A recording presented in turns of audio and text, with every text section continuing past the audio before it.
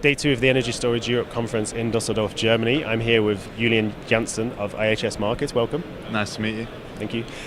The focus of this year's show has been touted as flexible sector coupling. So what do you think that says to the maturation of the storage industry?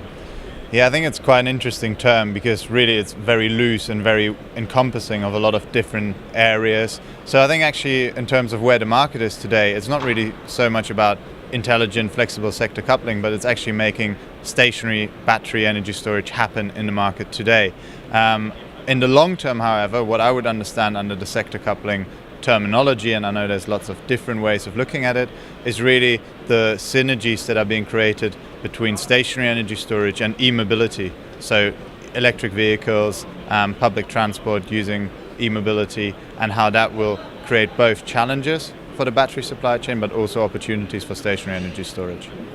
Very interesting. And what do you think will be the key drivers for the storage industry in 2018 and for the next few years? And do you expect stable or flat growth?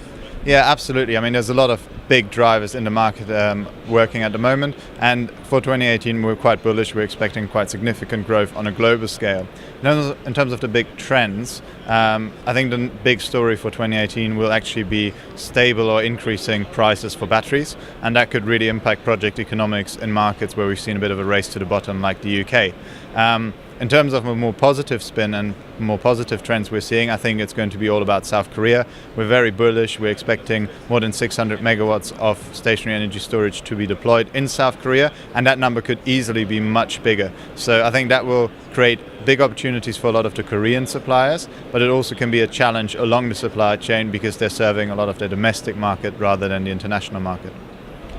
And one point which stood out to me from the conference was raised on day one, and the issue was storage technology is there now, it's feasible to really expand. It's only the regulatory framework which is holding it back. Would you agree with that statement?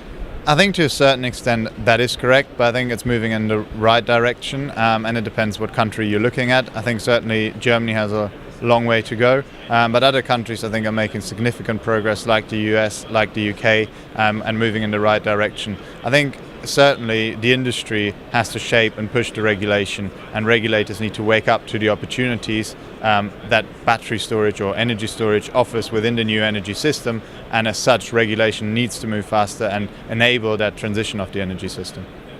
Great. Julian, thank you very much. Thank you very much, Ian.